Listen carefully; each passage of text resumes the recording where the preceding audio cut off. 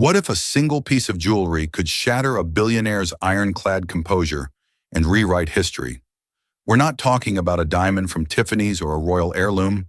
We're talking about a simple silver necklace worn by a waitress in a rundown diner. This is the story of Eleanor Vance, a woman who commanded empires from her Manhattan skyscraper, a titan of industry whose heart was thought to be as cold as the glass and steel of her office. But one rainy Tuesday, a chance detour and a glimpse of a familiar crescent moon charm sent her billion-dollar world into a tailspin, causing her to break down in tears and unravel a secret that had been buried for 22 years. Stay with us to uncover how one waitress's necklace exposed a devastating lie at the heart of one of America's most powerful families. Eleanor Vance did not do unplanned. Her life was a meticulously curated symphony of power, precision, and control. At 78, she was the matriarch of the Vance dynasty and the formidable CEO of Vance Holdings, a global conglomerate with its gleaming headquarters, the Vance Tower, piercing the New York City skyline. Her days were scheduled to the minute by a team of assistants, her meals were nutritionally balanced by a private chef, and her emotions were tucked away behind a steely gaze in impeccably tailored Chanel suits. Grief was a private indulgence, a ghost she entertained only in the dead of night within the cavernous silence of her Upper East Side mansion. On this particular Tuesday, however, the symphony hit a discordant note. A sudden closure of the FDR Drive for a presidential motorcade had thrown her carefully planned route from a board meeting back to her estate into chaos.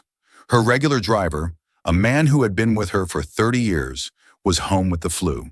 The replacement, a nervous young man unaccustomed to Eleanor's glacial presence, made a wrong turn, plunging the Rolls-Royce Phantom into the unfamiliar, rain-slicked streets of Queens. "Where are we?" Eleanor's voice was sharp, cutting through the quiet hum of the engine. "My apologies, Mrs. Vance. The detour. It's a bit convoluted. I'm rerouting now," the driver stammered, his eyes darting between the GPS and the road. Eleanor sighed, a sound of profound irritation. She glanced out the window, her gaze sweeping over worn brick buildings and modest storefronts. It was a world away from her own. Then a wave of nausea, sharp and unexpected, washed over her. It wasn't motion sickness, it was a dizzying, hollow feeling she hadn't experienced in years. "Pull over," she commanded, her voice suddenly strained. "Now." The driver, startled, immediately pulled the car to the curb in front of a small, unassuming restaurant named the Starlight Diner. Its neon sign flickered weakly against the gray afternoon. "Mrs. Vance? Are you all right? I need some air. And a glass of water," she stated, already pushing the door open before he could assist her. She ignored the driver's panicked offer to fetch it for her and strode toward the diner, the rain beating on her expensive wool coat. The moment she stepped inside, the chime of a small bell above the door announced her arrival. The diner was a time capsule of faded vinyl booths, a long formica countertop, and the comforting aroma of coffee and frying bacon. A few patrons hunched over their meals, barely noticing the out-of-place woman, who looked as if she had stepped out of a magazine cover. A young woman emerged from the kitchen, wiping her hands on her apron. She had warm, kind eyes and a cascade of dark hair tied back in a simple ponytail. She couldn't have been older than 22 or 23. "Just one?" the waitress asked with a gentle smile. Eleanor, feeling a strange sense of unreality, simply nodded and slid into the nearest booth, the vinyl cold against her skin. The waitress followed, placing a glass of water and a menu on the table. "My name's Maya. Let me know when you're ready." As Maya turned to leave, something caught the light, a glint of silver at her throat. Eleanor's eyes, trained to spot the smallest detail on a balance sheet or arrivals tell, narrowed. It was a necklace, a delicate silver chain holding a crescent moon pendant, and nestled in its curve was a single, tiny star sapphire that shimmered like a captured piece of the night sky. Time stopped. The low chatter of the diner faded away. The smell of coffee vanished. All that existed for Eleanor Vance was that necklace. It was a ghost made tangible, a memory forged in silver. She saw it not around this stranger's neck, but around the neck of her daughter-in-law, Sarah, a gift from her son, Richard. He had designed it himself, a promise to his wife that he would always give her the moon and the stars. He had given it to her just a week before the accident that had taken him, that had taken Sarah, that had taken her infant granddaughter Amelia. A sound escaped Eleanor's lips, a choked, guttural sob that tore through the years of disciplined silence. Her carefully constructed dam of composure didn't just crack, it shattered into a million pieces. The teacup her hand had been reaching for rattled in its saucer. Her breath hitched, coming in ragged, painful gasps. Maya turned back, her friendly smile faltering into a look of alarm. "Ma'am, are you okay?" Eleanor couldn't answer. She could only stare at the necklace, her vision blurring with tears she hadn't shed in 2 decades. She saw her son's laughing face, heard his voice describing his design, felt the phantom weight of a baby in her arms. The loss, which she had managed for so long by encasing it in ice, was now a raging, searing inferno. Her shoulders began to shake. The great Eleanor Vance, the iron matriarch of New York finance, covered her face with her hands and broke down, weeping with an abandon that shocked the diner's few occupants into silence. Her driver, seeing the commotion through the window, rushed inside, his face pale with panic. "Mrs. Vance!" But she didn't hear him. She was lost in a storm of grief, a storm conjured by the impossible sight of a waitress wearing a ghost necklace. Maya stood frozen, her heart pounding in her chest, holding the coffee pot and staring at the weeping billionaire, utterly bewildered. She instinctively clutched the silver moon at her own throat, the only thing she had from a past she never knew, completely unaware that she was holding the key to the broken woman's heart. Arthur Pennyworth, Eleanor's butler, chief of staff, and the only person she truly trusted, arrived at the diner within 20 minutes. He found a scene of quiet chaos. Eleanor was now seated in the Rolls-Royce, her face pale and tear-streaked, staring blankly out the window. The young driver was being gently questioned by 2 police officers, and inside the diner, Maya was giving a statement, her voice trembling slightly. Arthur, with the quiet authority that came from decades of managing crises for the Vance family, handled the situation with swift efficiency. He placated the police, compensated the diner owner for the disruption, and with a single, sharp look, dismissed the terrified new driver. He then approached Maya. "Miss," he said, his voice calm and respectful, "I am Arthur Pennyworth, Mrs. Vance's personal assistant. She is unwell. She was quite taken by your necklace. May I ask where you acquired it?" Maya's hand flew to the pendant again, a protective gesture. "It's mine. It's all I have from before the foster system. The social worker said it was with me when I was found." Arthur's practiced composure flickered for a fraction of a second. "Found? I was a foundling, left at a fire station just outside the city when I was a baby.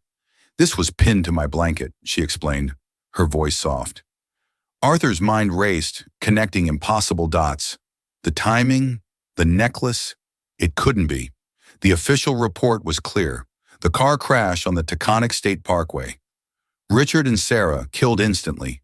The infant, Amelia, ejected from the car seat, her body tragically lost to the dense woods in the river below, never recovered despite extensive searches. But what if the report was wrong? He thanked Maya, his expression unreadable, and took her name and contact information. "Mrs. Vance may wish to speak with you again," he said, leaving the door open to possibility. The next day, a black Cadillac Escalade pulled up outside Maya's small apartment building in Astoria. A formally dressed courier delivered a heavy cream envelope embossed with a V. Inside was a simple typed letter. "Miss Thompson, I request the honor of your presence for a private meeting at my residence tomorrow at 3:00 p.m. A car will be sent for you. I wish to discuss the item of jewelry you were wearing. Sincerely, Eleanor Vance." Maya's hands shook as she read it. Her roommate, Chloe, a pragmatic nursing student, peered over her shoulder. "Whoa, that's the lady from the diner. This is insane. Are you going to go? She could be suing you. Or maybe she thinks you stole it." "I didn't steal it, Chloe," Maya said, her heart pounding with a mixture of fear and a strange, unexplainable hope. "It's mine." "I know, but people like that, they don't live in the same world we do. Be careful, May." The following day, Maya, dressed in her nicest blouse and a pair of dark jeans, was chauffeured to the Vance mansion. It wasn't a house. It was a limestone fortress, a relic of the Gilded Age occupying half a city block. Arthur greeted her at the door and led her through halls adorned with museum-quality art and silent, echoing marble floors. She found Eleanor in a vast library, seated in a wingback chair by a cold fireplace. The formidable power was back in her posture, but her eyes held a fragile, haunted look. "Miss Thompson, thank you for coming," Eleanor said, her voice steady but lacking its usual metallic edge. "Please, sit." Maya sat on the edge of a plush sofa, feeling like a sparrow in an eagle's nest. "The necklace," Eleanor began, getting straight to the point. "You said it was with you when you were found." "Yes, ma'am. My son, Richard, designed that necklace. He was a gifted artist before he joined the family business. He made it for his wife, Sarah, shortly before their daughter was born. There is no other like it in the world. The design was never replicated. I have his original sketches in a vault." Maya listened, her breath caught in her throat. "They were in a car accident 22 years ago," Eleanor continued, her voice wavering for a moment. "Richard and Sarah died at the scene. Their daughter, Amelia, my granddaughter, was in the car. The official report said she was thrown from the vehicle, and her body was never found." Eleanor's eyes locked onto Maya's. "They told me she was gone. For 22 years, I believe she was gone." The implication hung in the air, immense and terrifying. Maya's mind reeled. Could it be possible? Was her entire life, her identity as an orphan, a lie? "Ma'am, Mrs. Vance, what are you suggesting?" Maya whispered, her own eyes filling with tears. "I am suggesting," Eleanor said, leaning forward, her voice raw with a desperate hope, "that a terrible mistake was made, or that I was told a terrible lie. I need to know the truth. I need to know if you—" She couldn't finish the sentence. The weight of 2 decades of grief, of questions without answers, and of a sudden, impossible hope filled the cavernous library. For Maya, the lifelong dream of knowing who she was and where she came from was suddenly crashing into a reality more unbelievable than any fantasy. She wasn't just an orphan anymore. She was a possibility, a question mark in the center of a billionaire's broken heart. And as she looked at the powerful, sad woman before her, she felt a flicker of connection, a strange sense of looking at something that was both a foreign country and, impossibly, home. The first step had been taken, but the journey to the truth would be far more treacherous than either of them could imagine. News of Eleanor Vance's episode at the diner and her subsequent summoning of a young waitress from Queens traveled through the rarefied air of the Vance family and its corporate empire with the speed of a whispered scandal. No one was more alarmed by this development than Julian Vance, Eleanor's great-nephew. At 35, Julian was the picture of modern aristocracy, handsome, impeccably dressed in Tom Ford suits, and possessing a charm that could disarm corporate raiders and society hostesses alike. He was the CEO of the Vance Media subsidiary and the heir apparent to the entire Vance Holdings fortune. For his entire life, he had played the part of the devoted, capable nephew, patiently waiting in the wings for his great-aunt to cede control. The sudden appearance of a long-lost heir was not just an inconvenience, it was a potential cataclysm that threatened to vaporize his entire future. He arranged a meeting with Eleanor under the pretense of discussing quarterly earnings, but his true agenda was reconnaissance. He found her in her office on the top floor of the Vance Tower, the city sprawling beneath them like a kingdom. "Aunt Eleanor, you look tired," he said, kissing her cheek with practiced affection. "I heard you had a bit of a turn the other day. I was so worried." "I am fine, Julian," Eleanor replied, her tone clipped. She was not in the mood for his saccharine pleasantries. "The reports are on your desk." "Of course," he said, his smile never wavering. "But I also heard a rather fanciful story. Something about a waitress and a piece of jewelry. The staff are gossiping. They're saying you believe you found Amelia." He said the name with a careful blend of sympathy and skepticism, planting the first seed of doubt. "Eleanor, we all know how much you've suffered. Grief can do strange things. It can make us see ghosts, Make us wish for miracles where there are none. This is not a ghost, Julian, Eleanor said, her eyes flashing with a fire he hadn't seen in years. I know Richard's work. I know that locket. I'm sure it's a convincing replica, Julian soothed. A clever little grifter sees a story in an old society magazine, finds a jeweler on Etsy to make a copy, and positions herself in a diner on a route your driver might take in a traffic jam. It's a long shot, but for a piece of the Vance fortune, people have done far more. His words were poisonously logical, designed to prey on Eleanor's natural suspicion and her fear of being made a fool. But her intuition, the same gut feeling that had guided her to build an empire, was screaming that this was different. We will be conducting a DNA test, she stated flatly, ending the conversation. Julian's smile tightened almost imperceptibly. A DNA test was a problem. He needed to get to the girl first. Using the resources of his media company, he had Maya Thompson's entire life history on his desk within hours. Orphan, foster care, bounced between 3 different homes. Now a community college student working 2 jobs to pay her rent. She was a nobody, vulnerable, perfect. He found her during her break, sitting on a bench in a small park near the diner. He approached not in a suit and chauffeured car, but in jeans and a casual jacket, looking more like a concerned friend than a corporate predator. Maya Thompson? He asked, his voice warm and inviting. She looked up, startled. Yes. My name is Julian Vance. Eleanor is my great aunt. He sat down beside her, keeping a respectful distance. I know this must be an absolute whirlwind for you, and I wanted to apologize on behalf of my family, and to warn you. Maya frowned, confused. Warn me? My aunt, she's a brilliant woman, but she has never truly recovered from the loss of her son and granddaughter. Julian said, his face a mask of sorrow. It's a wound that has never closed. Over the years, she has had moments, times when she believes she has seen Amelia, a girl at a debutante ball, an intern at the company. She projects her hope onto them. It's heartbreaking to watch. He let that sink in before continuing. She gets their hopes up, gets her own hopes up, and then reality comes crashing down, and it leaves everyone devastated, especially her. I'm telling you this because I can see you're a kind person, and I don't want you to be the next one hurt in this cycle of grief. She's not well, Maya. Maya felt a chill run down her spine. Was it possible? Could this whole incredible, life-altering event just be the delusion of a grieving old woman? It almost made more sense than the alternative. She seemed so sure, Maya stammered. She's always sure, Julian said sadly. And I know what she's probably offered you. A DNA test. A chance to be a part of our world. But think about what happens when that test comes back negative. She will cast you aside, and you'll be left with nothing but a broken heart and a dream that's turned into a nightmare. You'll be just another one of her false Amelias.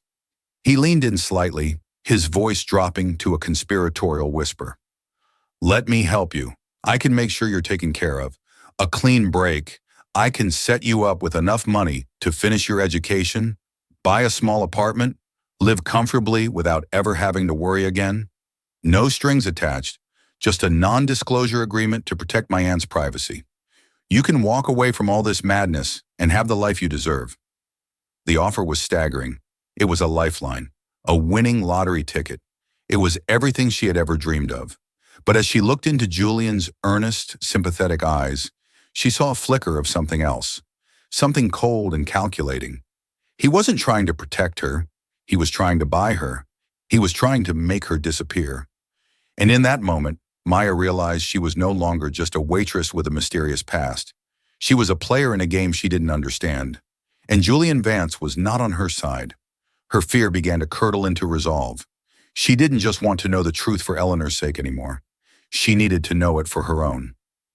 Thank you for the offer, Mr. Vance, she said, her voice surprisingly firm as she stood up. But I think I'll take my chances with the DNA test. Julian watched her walk away, his charming facade melting away into a mask of cold fury. The girl had more backbone than he'd anticipated. The easy way had failed. Now he would have to ensure the DNA test failed too, whatever the cost. Eleanor, galvanized by a purpose she hadn't felt in years, refused to let Julian's insinuations deter her. She did, however, recognize the wisdom in proceeding with caution. She couldn't afford a public spectacle, nor could she allow her judgment to be clouded by pure emotion. She needed facts. She needed the best. She made a call to David Chen, a private investigator whose reputation was legendary in circles where discretion was as valuable as currency. Chen was a former NYPD detective, a quiet, meticulous man who specialized in unwrapping the cold, complicated secrets of the wealthy. They met in the same library where Eleanor had first spoken with Maya.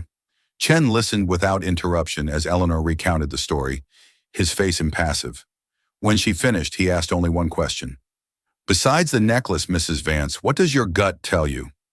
"My gut built a global empire, Mr. Chen," Eleanor replied, "and it is telling me that the girl in that diner is my blood." "Then my job is to prove it," Chen said. "I'll start with the original accident report. I'll need unredacted copies of everything. Police, fire, paramedic logs, witness statements, and the initial search and rescue reports." While Chen began his deep dive into the past, Eleanor arranged for the DNA test. She insisted on using the most reputable lab in the country, a facility in Boston known for its work on federal cases. To ensure absolute integrity, samples would be taken by a neutral third-party physician, sealed with tamper-proof evidence tape, and flown by private courier directly to the lab. Every step was to be documented. In the intervening days, Eleanor invited Maya to the mansion several more times. These meetings were awkward, tentative affairs, suspended between hope and disbelief. They didn't speak of the possibility directly, but it was the silent, breathing entity in the room with them. Eleanor found herself studying Maya, searching for echoes of her son. She saw it in the way Maya's eyes crinkled when she smiled, a mirror of Richard's easy grin. She noticed it in the determined set of her jaw when she talked about her struggles in community college, a reflection of Richard's own stubborn focus when he was working on a design. These were small things perhaps imagined, but they chipped away at the ice around Eleanor's heart. Maya, in turn, found herself looking past the billionaire and seeing a grandmother. She saw the profound sadness in Eleanor's eyes, the slight tremble in her hand as she poured tea, the way she would sometimes stare into the middle distance, lost in a memory. Maya felt a strange, primal pull, a longing to comfort this powerful, lonely woman. A part of her, the orphan part that had always yearned for family, was desperately willing it to be true. Julian, meanwhile, was moving his own pieces across the board. He knew he couldn't stop the DNA test, but he could corrupt it. He had a contact, a low-level lab technician at the Boston facility named Martin Wexler, a man with gambling debts and flexible morals. Through a series of encrypted messages and a cutout, Julian made his offer. A sum of money that would solve all of Wexler's problems in exchange for one simple task. Swap the sample labeled Thompson M with a prepared sample from an unrelated anonymous donor. Make the test come back negative. The day the samples were taken was excruciatingly tense. A stern-faced doctor came to Eleanor's home, taking swabs from both her and a nervous Maya. Arthur oversaw the process, watching as the samples were sealed, labeled, and placed into a locked courier box. Everything appeared to be by the book, but Julian was a step ahead. He had obtained the courier's flight details and schedule. His contact, Wexler, would be waiting. The plan was seamless. The result would be definitive. It would show no genetic match. After the doctor left, Maya was about to be driven home when Julian made an unexpected appearance at the mansion. "I just wanted to wish you luck, Maya," he said, his smile as polished as ever. "Whatever the result, I hope you find peace." He then turned to Eleanor. "Aunt, I've taken the liberty of setting aside a fund for Miss Thompson, a gesture of goodwill for the emotional distress this entire situation must be causing her. $5 million. She can have it today, no matter the outcome of the test. All she needs to do is sign a standard settlement and non-disclosure agreement." It was a masterstroke of psychological warfare. The offer was so vast, so life-altering, it was designed to make Maya look like a gold digger if she refused. To Eleanor, it was presented as a compassionate act, a way to benevolently close the chapter. But to Maya, it was the final confirmation of his malevolence. This wasn't a safety net, it was a cage. He was so confident the test would fail, and this was his way of buying her silence and humiliation afterward. "No, thank you, Julian," Maya said, her voice shaking but clear. She looked directly at Eleanor. "I don't want your money. I just want the truth." Eleanor watched the exchange, a new kind of suspicion dawning in her eyes. Julian's magnanimity felt false, his timing too perfect. He was trying too hard to end this. Her gaze sharpened, and for the first time, she looked at her charming great-nephew and wondered what he was so afraid of. The ghost in the machine wasn't just the specter of a lost child. It was the chilling possibility of a betrayal closer to home. The week spent waiting for the DNA results was an exercise in exquisite torture for both Eleanor and Maya. They spoke on the phone once, a brief, stilted conversation where neither dared to voice the hope or fear that consumed them. For Eleanor, the mansion felt more like a prison than ever, its silent halls echoing with the ghosts of what if. For Maya, her tiny apartment felt like a waiting room for a new life, or a brutal return to the old one. She continued her shifts at the diner, the familiar routine a fragile anchor in a sea of uncertainty. Meanwhile, David Chen was meticulously sifting through 2 decades of dust-covered files. He found what he was looking for in a box of unscanned ancillary documents from the original state police report. It was a handwritten log from one of the first paramedics on the scene, a man named Frank Kowalski. His official type report was concise and professional, but his handwritten notes were different. They were messier, more emotional. One line, scrawled at the bottom of a page, caught Chen's eye. "Car seat empty. Blanket on ground nearby. No sign of infant. So much blood. God help us." But it was a small notation in the margin that made him pause. "Checked infant blanket. Small silver charm pinned inside fold. Crescent moon. Gave to Officer Brody, scene command." There was no mention of a necklace or a charm in the official evidence logs. It had vanished from the record. Officer Brody had retired 15 years ago and moved to Florida. The charm, however small, was a piece of physical evidence that had disappeared. It was another crack in the official story. Chen booked a flight. Back in New York, on the evening before the results were due, Eleanor asked Maya to come to the mansion one more time. She felt a desperate need to connect with the girl, regardless of what the science said tomorrow. They sat in the library again, a pot of chamomile tea between them. The silence was thick with unspoken words. Eleanor's eyes kept drifting to the necklace Maya wore. "Richard was so proud of that design," Eleanor said, her voice soft with memory. "He told me it was more than just a pendant. He loved puzzles, you see, locks and intricate mechanisms. He said he put a secret in it for Amelia, a message for her when she was old enough to understand." Maya's fingers went to the crescent moon. "A secret? I've had this my whole life. I've never noticed anything." "He was a master craftsman," Eleanor murmured.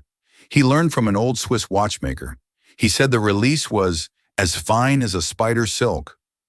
Driven by a sudden, shared curiosity, they moved to a large mahogany desk under a bright lamp.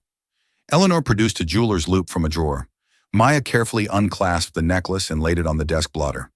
Up close, the craftsmanship was exquisite. The silver was smooth, the tiny sapphire perfectly set. Eleanor took the loupe, her hand trembling slightly as she examined the pendant. She traced its edges, feeling for the slightest imperfection, the faintest seam. Maya watched, holding her breath. "There," Eleanor whispered, her voice tight with excitement. She pointed to a spot where the outer curve of the moon met one of its tips. To the naked eye, it was seamless. But under the loupe, there was a hairline crack, no wider than a scratch.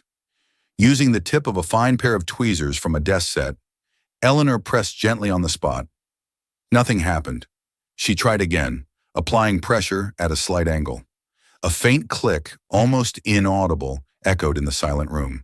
A tiny hinge, previously invisible, had opened. The front face of the moon swung away, revealing a hollow compartment no bigger than a fingernail. It wasn't a space for a photograph. It was too small. Tucked inside was a minuscule, tightly rolled slip of parchment, yellowed with age. With the tweezers, Eleanor carefully extracted it and unrolled it on the desk. Richard's handwriting, elegant and precise, filled the tiny space. It wasn't a long message, but what it said sent a shockwave through the room. "My dearest Amelia, If you are reading this, you are old enough to know a family secret.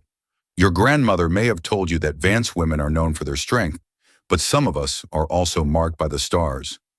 Look behind your left ear.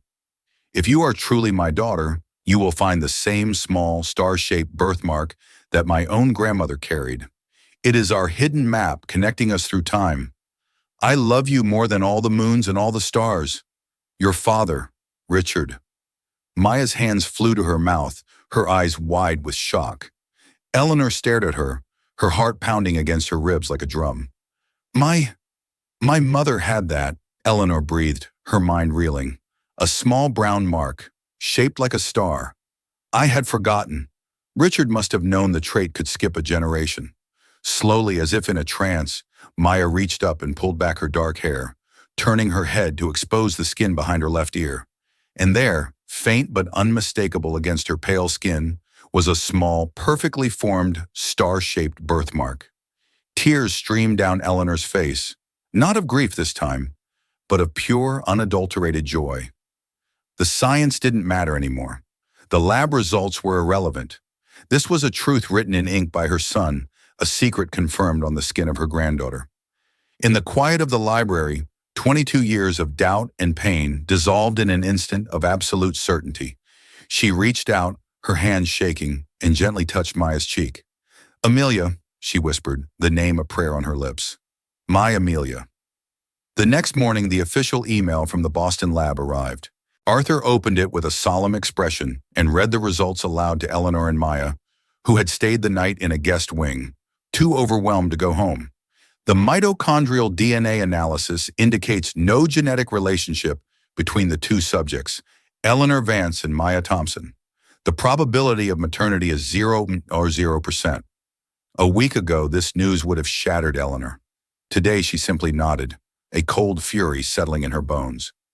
Julian's overeager attempt to buy Maya off, the perfect timing of his goodwill offer, and now this scientifically impossible result.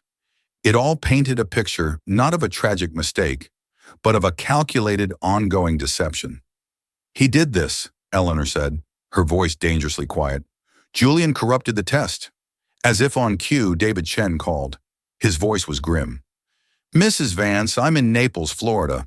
I just spoke with retired Officer Brody. He remembers the charm.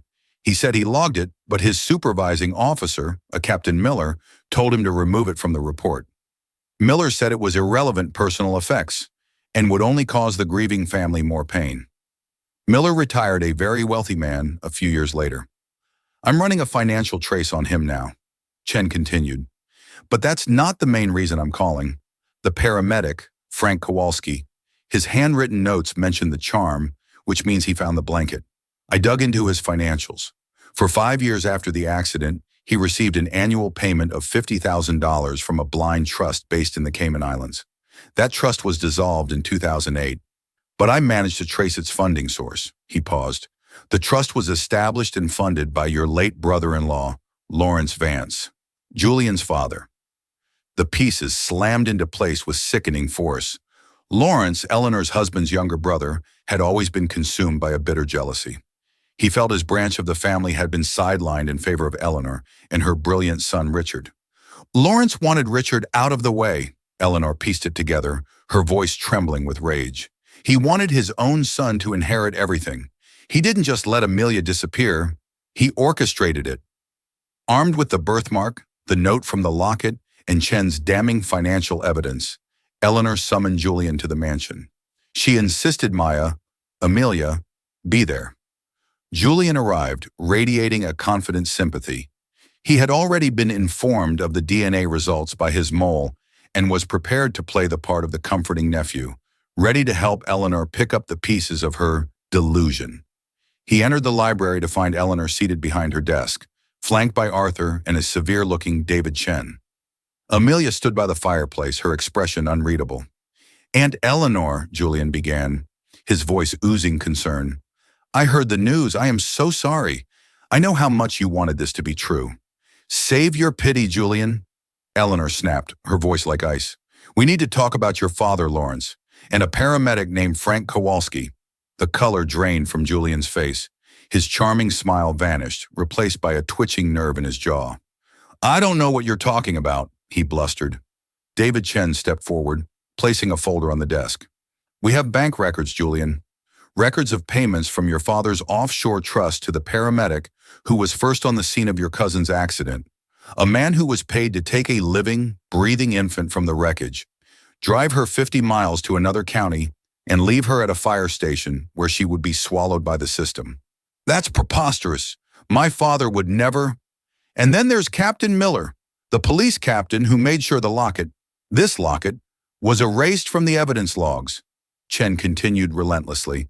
"He also enjoyed a very comfortable, early retirement courtesy of your father's generosity." Amelia stepped forward, her eyes blazing. "Did you know, all this time, did you know who I was? This is insane," Julian shouted, his composure shattering.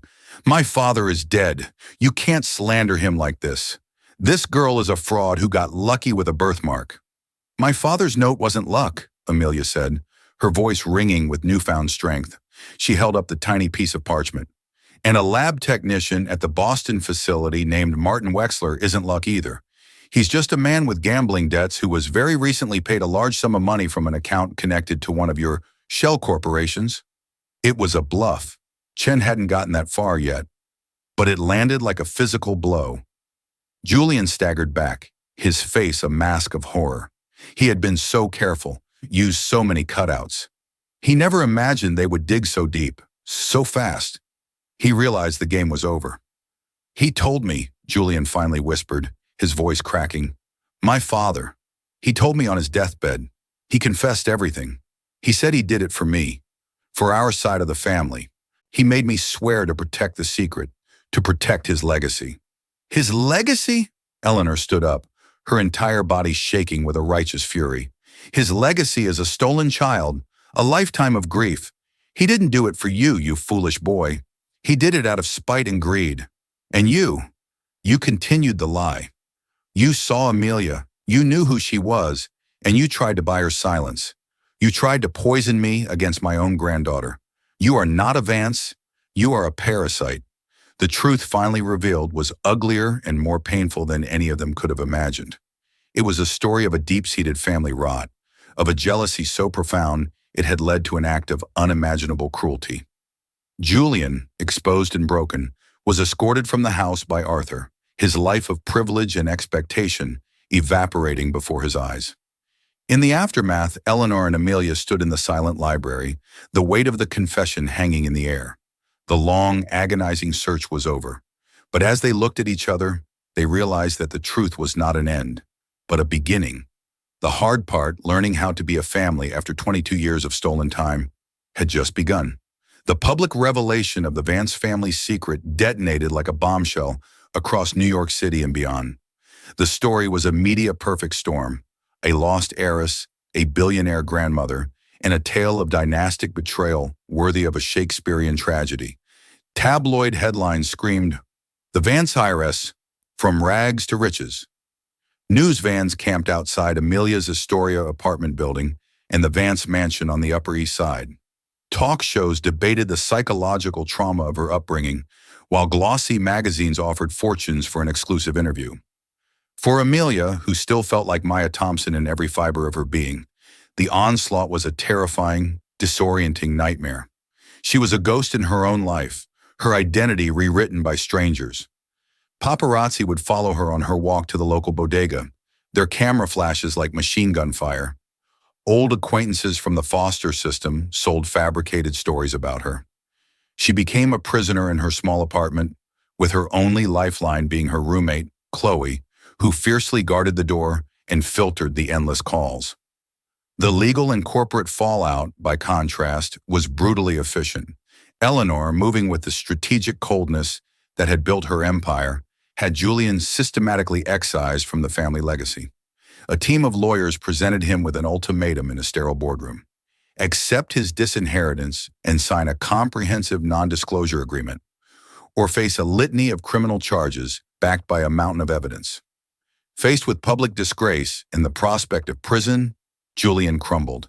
His name was stripped from the Vance Media building, his shares were absorbed back into the family trust, and he vanished, reportedly taking refuge in a European city where his name meant nothing. He was a ghost of a different sort, erased by the very power he had schemed to possess. With the villain vanquished, Eleanor believed the fairy tale could begin. Her intentions were pure, born from 2 decades of repressed grief and guilt. She was determined to pour every resource at her disposal into erasing the hardships of Amelia's past. She moved Amelia into a lavishly decorated suite in the mansion, a space larger than her entire apartment.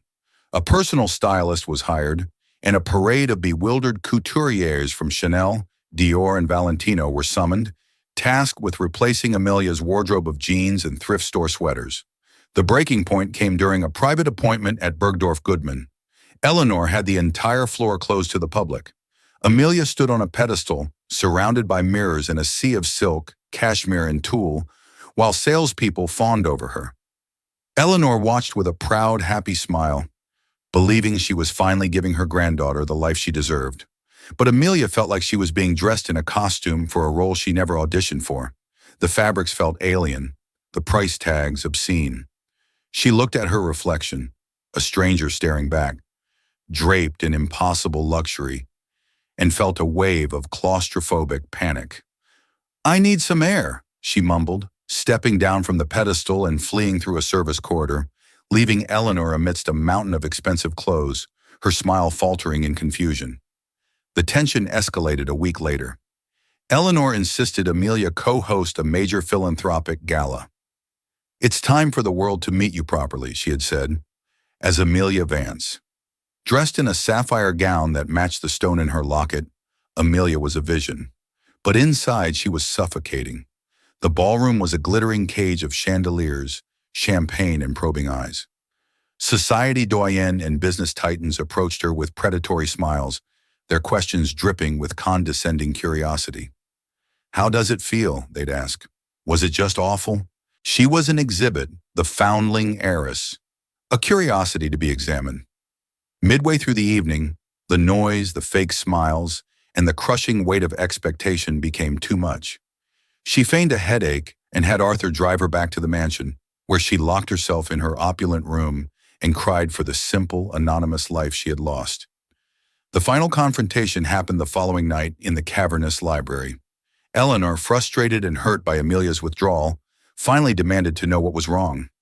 "I've given you everything," Eleanor said, her voice tight with emotion.